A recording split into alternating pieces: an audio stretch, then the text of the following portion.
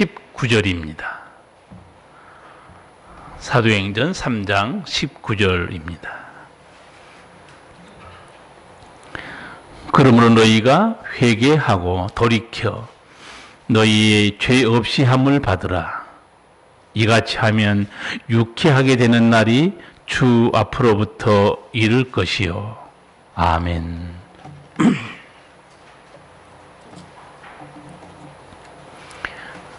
어느 나라에 살든 모든 사람들은 나름대로 종교를 가지고 있습니다. 왜 사람들이 종교에 기댈까요? 아니, 종교에 기대는 게 아니고 자기가 믿는 신에게 기댈까요? 인간이 약하기 때문에 그렇습니다. 신의 은총을 바라기 때문입니다. 신의 도움으로 이 힘든 세상에 행복하고 평안하게 살기를 바라기 때문입니다. 그리고 죽은 후에는 더 좋은 곳으로 가고자 하는 영원한 소망 때문에 그럴 겁니다.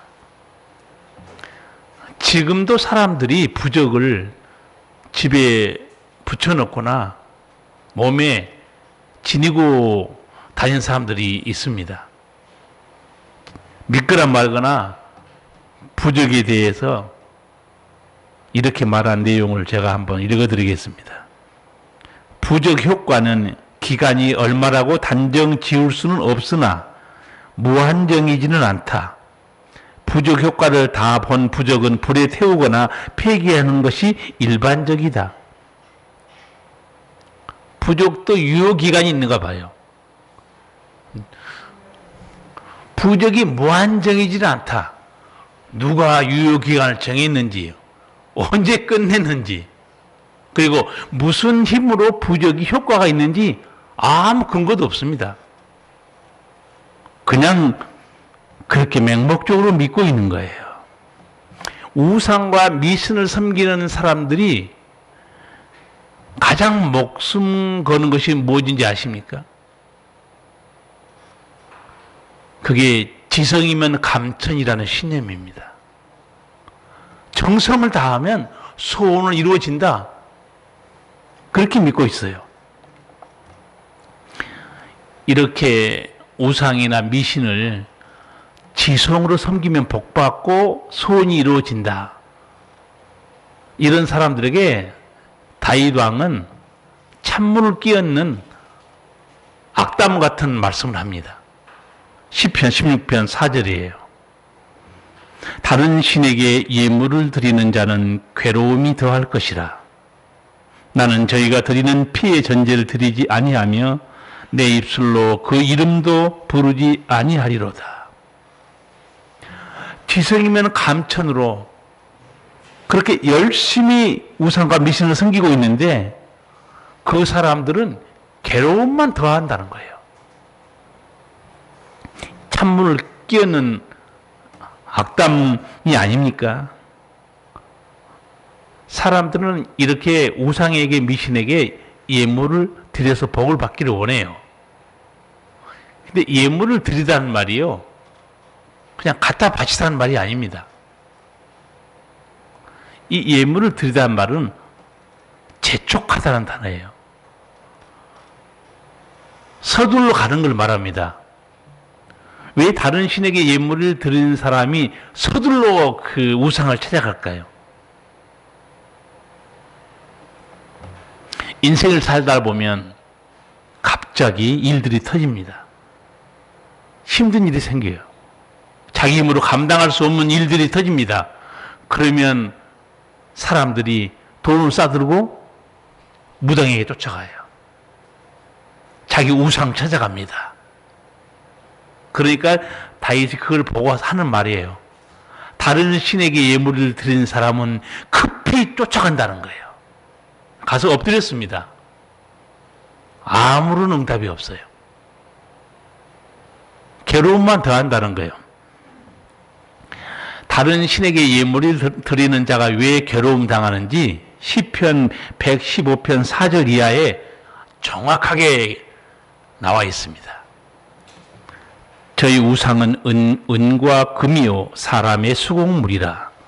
입이 있어도 말하지 못하며, 눈이 있어도 보지 못하며, 귀가 있어도 듣지 못하며, 코가 있어도 맡지 못하며, 손이 있어도 만지지 못하며, 발이 있어도 걷지 못하며, 목구멍으로 소리도 못하느니라. 우상이 뭡니까? 사람의 수공물이라는 거예요. 사람이 만들어 놓은 거라는 거예요. 입이 있어도 말도 못하고 귀가 있어도 듣지 못한다는 거예요. 이게 우상입니다. 그 우상에 뛰어가가지고 도와달라 하니 도와줄 수가 없죠. 왜? 우상은 자체가 없는 거예요. 사람이 만든 거기 때문에. 뭘 도와주겠습니까? 그러니까 사도 바울이 그렇게 말하는 거예요. 다른 신에게 급히 쫓아가서 예물 드리면서 도와달라고 한 그 사람에게는 괴로움만 더하다는 거예요. 이게 하나님을 알지 못하는 인간의 비극이에요.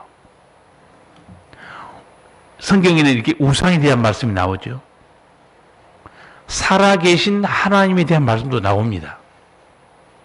하나님이 직접 말해요. 자기 자신에 대해서.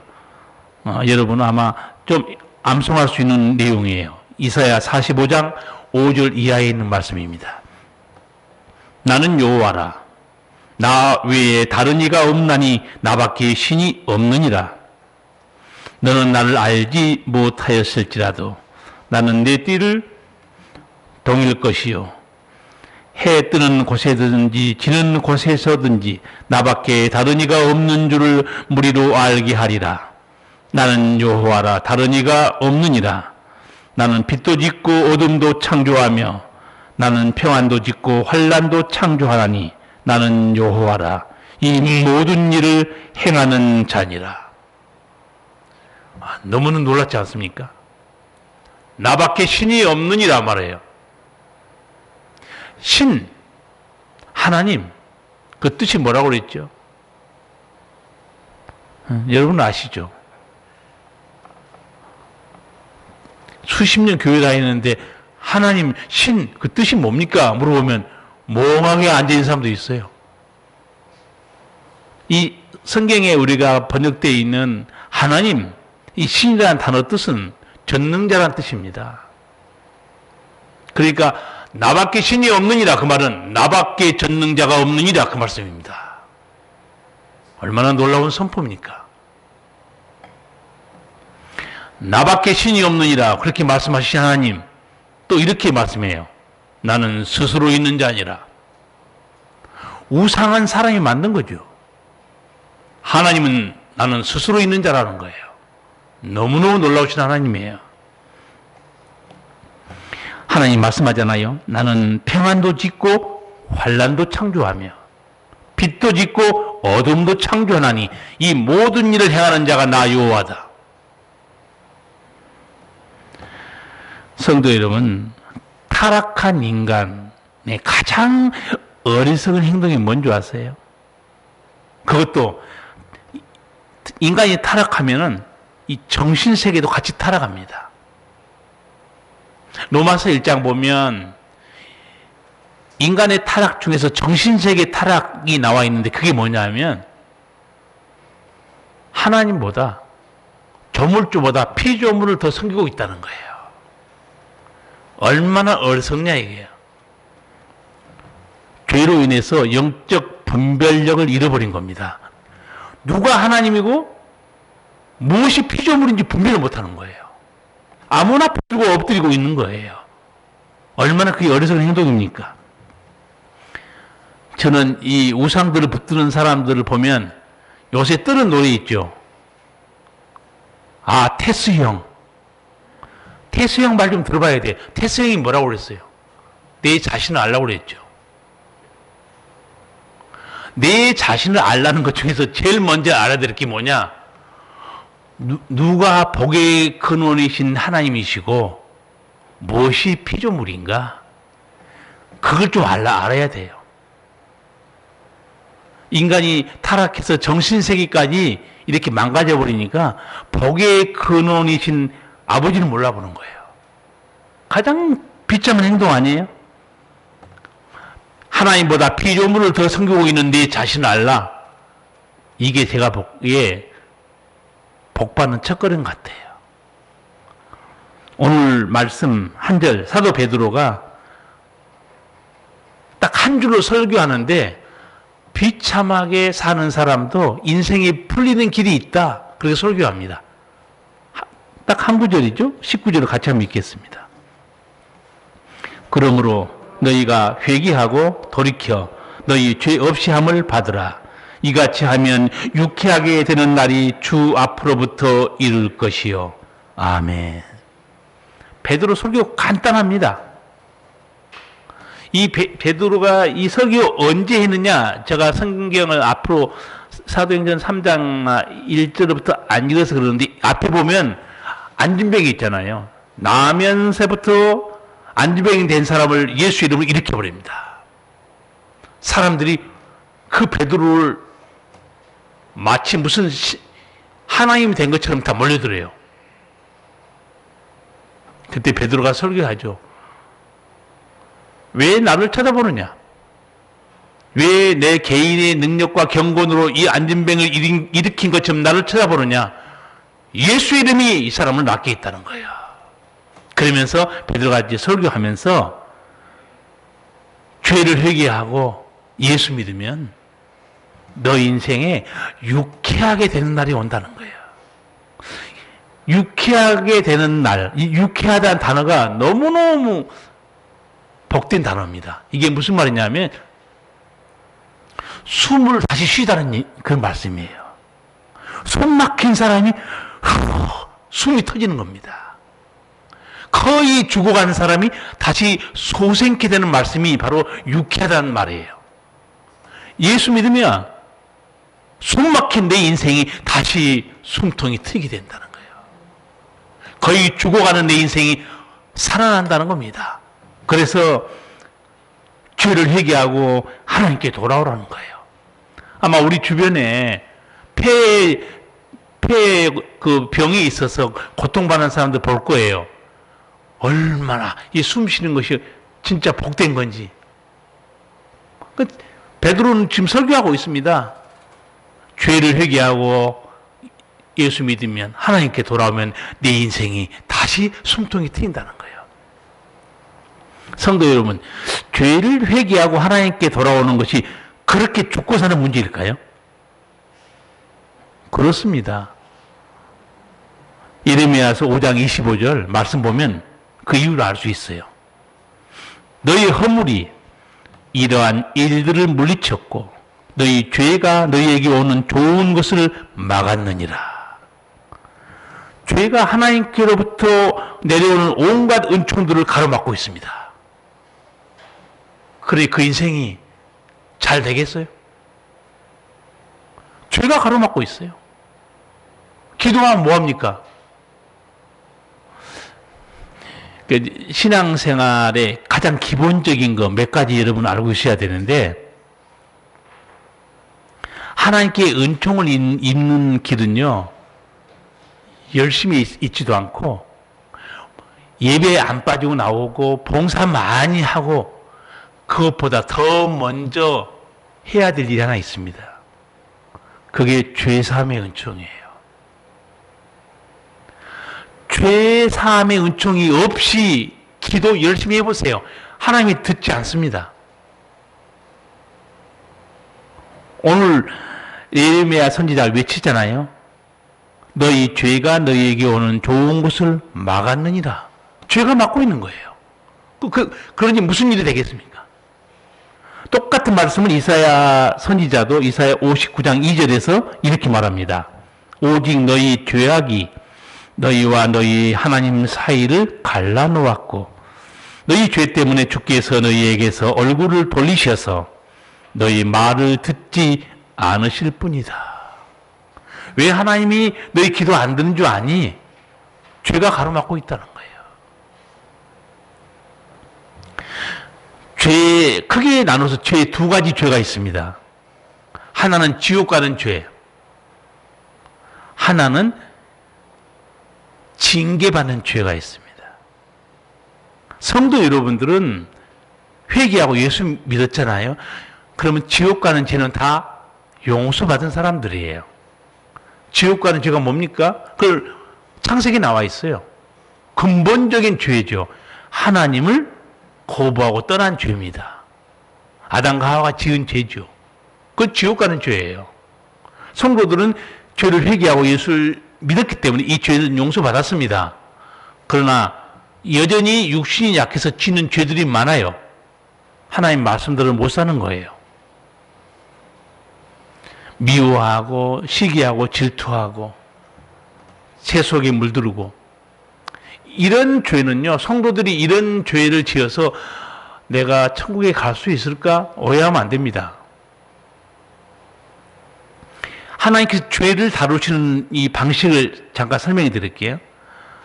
아담과 하와가 범했던 그 하나님을 떠난 죄악은 하나님 어떻게 다루시는가? 그 죄의 삭은 사망이고 지옥 가는 겁니다.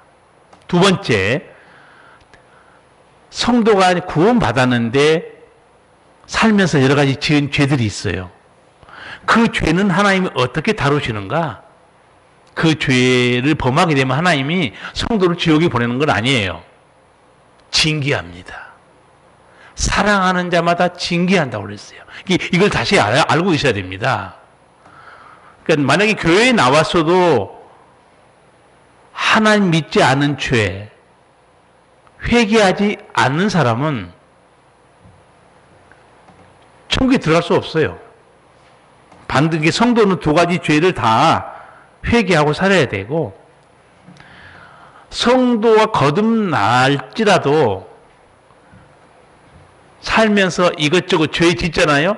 그럼 죄의 또 효능은 똑같습니다. 하나님이 우리에게 주신 온갖 좋은 것 가로막고 있어요. 지옥 가는 죄를 용서받았을지라도 살면서 이것저것 죄를 많이 짓잖아요. 여전히 죄는 하나님과 우리 사이를 가려놓습니다. 그만큼 죄가 무서운 거예요. 이런 걸 보면요, 인간에게 가장 큰 원수, 인간에게 저주를 주는 것은 죄입니다. 예수님께서도 주기도문 가운데 그 죄를 설명해요. 근데 예수님이 말한 주기도문은 제자들에게 가르쳐진 거기 때문에 거기서 죄 용서해 달라고 기도해라, 회개하라 하는데 그 죄의 단어 보면 그 지옥 가는 죄라는 단어가 아니에요. 그 단어를 예수님이 안 써요. 왜? 성도는 그 죄를 짓지 않기 때문에. 예수님이 쓰신 그 죄라는 단어는 그냥 번역하면 허물이라는 단어입니다. 잘못이라는 단어예요. 실수라는 단어입니다. 그러나 우리 성도들은 하나님의 은총이 임하는 걸 가로막고 있는 이 죄에 대해서 철저히 회개해야 되고, 예배 드릴 때 순서를 보세요. 순서의 가장 초반에 참회의 기도가 나옵니다. 여러분이 참회의 기도를 부실하게 할까 봐서 요새 제가 중보기도 대신 하잖아요. 끝나고 나서 우리 허물 이거 하나님 잘못했습니다. 용서해 주세요. 그래서 죄가 사람들에게 하나님의 은총을 가로막고 있다. 이 사실을 성도들이 확실히 알고 있어야 됩니다. 이거 가볍게 생각하면 안 돼요. 그래서 우리가 항상 예배 드릴 때도 그렇고, 삶의 현장에서도 그렇고, 기도할 때도 그렇고, 이걸 명심하고 기도하면서 하나님께 잘못했습니다 하고, 다시는 내가 그 죄를 범하지 않겠습니다. 그래야 하나님의 은총이 임하는 거예요. 사도 바울, 베드로는 그래서 외친 겁니다. 오늘 죄를 회개하고 하나님께 돌아오라. 그래야면 하나님께서 내 인생에 유쾌하게 되는 날이 오게 해줄 것이다. 왜 회개하고 하나님께 돌아오면 내 인생에 숨통이 트일까요? 왜 죽음에 이른 내 인생이 다시 살아날까요? 예수님께서 십자가에서 죄의 저주와 고통을 해결해 주셨기 때문에 그렇습니다. 그리고 이제부터는 하나님 품에 들어오면 누가 돌아보시는가? 아버지가 돌아보는 거예요. 그전에는 아버지가 아니었어요, 하나님이. 믿고 거듭나니까 이제 자녀가 됐고, 이제는 아버지가 돌아보십니다. 그래서 그 믿음을 확실히 가지고 있어야 돼요. 이제 내 인생은 아버지께서 돌보신다. 항상 그 아버지를 찬양하고 살아계심을 믿어야 됩니다. 이게 회개의 은총이에요. 내가 회개하고 하나님께 돌아오면 유쾌한 날이 올 것이다. 이거 제가 이 말씀에 대한 간증이 있어요. 제가 말씀드린 적이 있는지 모르지만 사모 아는 사람이 우리 교회에 몇 년 전에 찾아왔었는데 보니까 집사예요. 이 얘기를 들어보니까 집사가 아닌 거예요. 신앙생활을 엉망을 하고 있어요. 그러면서 자기 고생한 얘기, 힘든 얘기, 안 되는 얘기 하고 있길래 제가 초면인데 이 말씀을 했습니다. 그분에게. 죄를 회개하고 하나님께 돌아오면 앞으로 당신에게 유쾌한 날이 임할 것이다. 초면에 그렇게 말하는 게 좀 실례죠. 그런데 그분이 그 말씀을 듣고 정말 그렇게 회개하고 열심히 나오는데 인생이 정말 풀렸어요. 성도 여러분, 한번 보세요. 그분이 무슨 초면에 목사가 뭔데 나한테 무슨 죄를 회개하고 똑바로 살면 인생에 유쾌한 날이 오니만이 뭔데 나한테 그런 소리 하냐고 짜증 부리고 거부했으면요, 그 약속의 은총 못 누렸을 거예요. 여러분, 하나님 말씀 들을 때 귀에 거슬리잖아요? 좀 짜증나잖아요? 불쾌하잖아요? 여러분을 살리는 말씀이에요. 잘 깨닫기 바랍니다. 말씀 들을 때 기분 나쁘고 짜증나고 왜 저런 말을 하지? 그게 바로 나를 살리는 말씀입니다. 성도들이 그런데 그 눈치가 없어요. 정말 설교 들으면서도요, 집에 돌아가서 목사를 씹는 사람도 있어요. 그걸 가지고 개인적으로 얘기하지 설교 중에 자기를 깠다고. 내가 그 사람이 그런 죄를 범하고 있는데 어떻게 알겠어요? 난 몰라요. 분명히 하나님은 약속합니다. 죄를 회개하고 돌아오면 내 인생에 유쾌하게 되는 날이 온다는 거예요. 그건 약속입니다. 제가 이 말씀을 준비하면서 하나님께서 약속하신 좋은 은총들이 한두 가지 아니에요. 그래서 제가 오늘 몇 가지 더 말씀드리려고 그래요. 하나님께서 약속하신 은총 하나 더 말씀드리면, 하나님께서는 사랑으로 희생하고 섬기잖아요. 그 사람에게 약속된 은총이 있습니다. 얼마 전에 설교한 요한복음 15장 포도 나온 비유입니다. 15장 요한복음 15장 2절 보면 이렇게 돼 있어요. 물은 내게 있어 과실을 맺지 아니하는 가지는 아버지께서 이를 제해버리시고 무릇 과실을 맺는 가지는 더 과실을 맺게 하려 하여 이를 깨끗게 하시느니라. 아멘. 농부이신 하나님께서 그 가지가 사랑의 열매, 섬김의 열매를 맺잖아요. 그러면 어떻게 하는가? 그 아버지는 더 맺게 하기 위해서 그 가지를 깨끗게 해준다는 거예요. 이 깨끗게 해준다는 게 무슨 말이냐? 그 사람의 건강을 주시는 겁니다.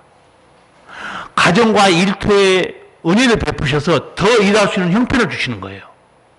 성령으로 충만케 해서 거룩하게 만들어줍니다. 원수마귀가 틈타지 못하도록 막아주시는 거예요. 그래서 저는 새벽마다 이거 기도합니다. 하나님, 나는 이 은총 내게 주세요. 늘 간구해요. 아니, 생각해 보세요. 사랑으로 섬기고 봉사하면 하나님께서 더 섬길 수 있도록 강건한 은총을 주신다고 약속했는데 당연히 구해야죠. 그렇지 않습니까? 자기만을 위해 살다가 건강 잃어버리는 것보다도 사랑으로 섬기고 봉사하고 그렇게 사는 것 보고 아버지께서 더욱더 그 인생을 깨끗게 하고 강건케 해주고 성령으로 충만케 해준다. 해야 되지 않아요? 그래서 저는 이제 저를 위해서 이것도 강구하고 있지만 우리 성도들 중에 힘들게 어려운 중에서도 남을 도와보고 섬기고 봉사하는 사람들이 있어요. 저는 당연히 이 기도 해드립니다. 아버지, 그 장로님, 그 권사님, 집사님 깨끗게 해주셔야 됩니다. 지금 아버지 일을 열심히 하고 있잖아요. 약속하신 대로 건강의 은총도 성령으로 충만케 하시고 가정과 일도 복을 주세요. 당당히 기도해요. 이게 약속이 있으니까. 근데 노는 백성들을 위해서는 기도가 안 나와요. 노는 백성을 위해서 내가 건강을 위해서 기도하면 하나님께서 뭐라고 하겠어요? 그 백성 놀고 있잖아. 건강 줘서 뭐하니? 복 줘서 뭐하니? 이거 대단히 중요한 약속된 은총이에요. 여러분 스스로 생각하면서 그래 내가 더 사랑하고 더 몸으로 섬기고 봉사하면 하나님이 더 깨끗게 해주시는구나. 이런 은총은요 말씀을 붙잡고 살아야 됩니다. 그렇게 하셔야 돼. 약속하고 있잖아요. 세 번째 하나님이 약속한 은총이 어떤 거냐면 하나님의 것을 하나님께 드리잖아요. 거기도 하나님의 약속의 은총이 있어요. 말라기 3장 10절입니다. 만군의 여호와가 이르노라 너희 온전한 11조를 창고에 들여 나의 집에 양식이 있게 하고 그곳으로 나를 시험하여 내가 하늘문을 열고 너희에게 복을 쌓을 곳이 없도록 붙지 아니하나 보라. 하나님이 약속하신 거예요. 하나님 것을 하나님께 드릴 때 하나님이 어떻게 하는 거 보라. 약속 있잖아요. 또 같은 말씀이 잠언 3장 9절 이하의 말씀입니다. 네 재물과 네 소산물의 처음 익은 열매로 여호와를 공경하라. 그리하면 네 창고가 가득히 차고 네 집들의 새 포도즙이 넘치리라. 아멘. 이게 다 하나님이 약속이 났어요. 이거 모르는 성도도 많아요. 아예 뭐 세상 사람들은 더 모르겠죠. 그러니까 이런 은총을 아는 성도들은 하나님께 하나님의 것을 드리는데 그 교회 집안에서 안 나가보면 그 남편들이 뭐라고 말하는 줄 아세요? 아주 우리 집사람은 교회에다 갖다 다 바치고 있다고 그래요. 뭘 다 바쳐요? 뭐 집 팔았나요? 약속이 있어요. 하나님 것을 하나님께 드리면 하나님께서 내가 어떻게 하는가 하나님 보라고 약속하고 있잖아요. 네 번째, 하나님께서는 구제하는 자에게도 약속을 해놨어요. 잠언 11장 24절입니다. 흩어 구제하여도 더욱 부하게 되는 일이 있나니 과도히 아껴도 가난하게 될 뿐이니라. 너무너무 놀라운 말씀이에요. 베풀고 나눠주고 있는데도 더 부하게 된다는 거예요. 그렇게 인생을 아껴도 가난하게 될 뿐이라는 거예요. 신명기 15장 10절에도 그 말씀이 있습니다. 너는 반드시 그에게 구제할 것이요 구제할 때에는 아끼는 마음을 품지 말 것이니라. 이로 인하여 네 하나님 여호와께서 네 범사와 내 손으로 하는 바에 내게 복을 주시리라. 아멘. 하나님 약속이 났어요. 하나님께 하나님 것을 드리는 사람, 어려운 사람에게 손을 펴는 사람, 하나님께서 다 약속이 났습니다. 그런데 여러분 이 말씀을 들으면 눈치를 채울 거예요. 이게 어떻게 되는 줄 아세요? 구제하고 베풀고 하나님께 드리는데 결국은 자기에게 되돌아옵니다. 너무너무 신비해요. 그렇게 하나님 만들어놨어요. 그래서 여러분들이 이렇게 말씀대로 살잖아요. 하나님께서 오늘 신명기 말씀 보면 그렇게 구제했는데 네 하나님께서 범사와 내 손으로 하는 바에 내게 복을 주시겠다고 약속하고 있습니다. 예수님께서도 하늘의 보화를 쌓으라고 그러잖아요. 근데 결국은 하늘의 보화를 쌓는데 예수님도 너를 위하여 천국에 가보시면 다 상급이 돼서 나를 기다리고 있어요. 결국은 하나님을 위한 것처럼 보였고 이웃 사람을 살핀 줄 알았는데 다 자기에게 되돌아오는 겁니다. 이게 성경의 말씀들이에요. 마지막으로 하나 더 약속된 말씀이 뭐냐면 하나님을 내 삶의 주인으로 모시고 살면 어떤 은총이 있는가? 잠언 3장 4절 이하의 말씀입니다.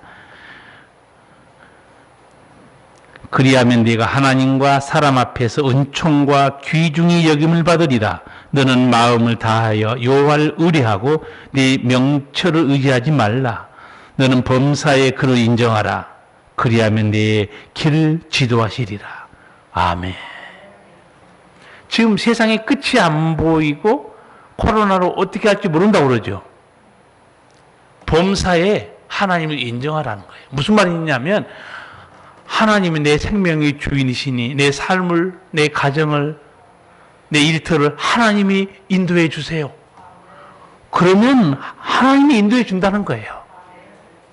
나는 이 약속된 은총이 너무 많아서 시간도 없고 그래서 한 5가지만 여러분에게 지금 말씀드린 거예요. 인간이 만든 종교에는 기적이 없습니다. 왜? 전능자가 없기 때문에 그렇습니다. 인간이 만든 모든 우상들 거기에는 은총이 없어요. 왜 그럴까요? 거기 전능자가 없습니다. 무슨 은총이 있겠습니까? 그러나 오늘 하나님께서 우리에게 말씀을 주셔서 한 5가지 정도 제가 말씀드린 겁니다. 회개하고 돌아와라. 내 인생에 유쾌하게 되는 날이 온다. 아버지의 약속이에요. 내가 사랑으로 몸과 마음으로 섬기고 봉사하면 더 많이 봉사하고 섬기도록 영육간에 강건하게 해주신다. 약속이에요. 하나님 것을 하나님께 드리는 자, 하나님이 하늘문을 여시고 어떻게 부어주는가 한번 보라. 약속입니다. 내가 가난하고 어려운 자에게 손을 펴면 오히려 부하게 되는 거고 그 모든 범사의 복을 내가 다시 되돌려 받게 될 것이다. 마지막으로 하는 약속, 범사의 하나님을 인정하라는 거예요. 내 명철을 의지하지 말라고 그래. 하나님께서는 지금 여러분이 코로나19에 뉴스를 보면 이런 좀 좋은 뉴스도 들을 거예요.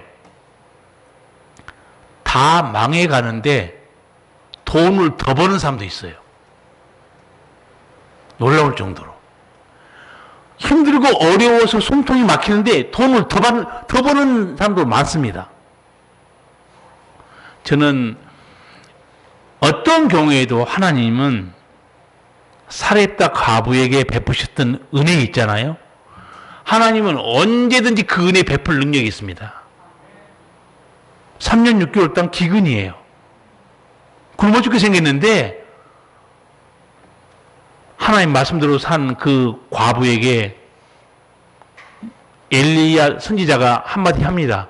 가뭄이 끝날 때까지 내 통에 가루가 내 병에 기름이 그치지 않을 것이다. 그대로 됩니다. 하나님이 능히 채우셔요. 다른 신에게 예물을 드리는 자는 괴로움이 더할 것이다. 그런데 시편 121편에는 정말 은혜로운 말씀이 있습니다.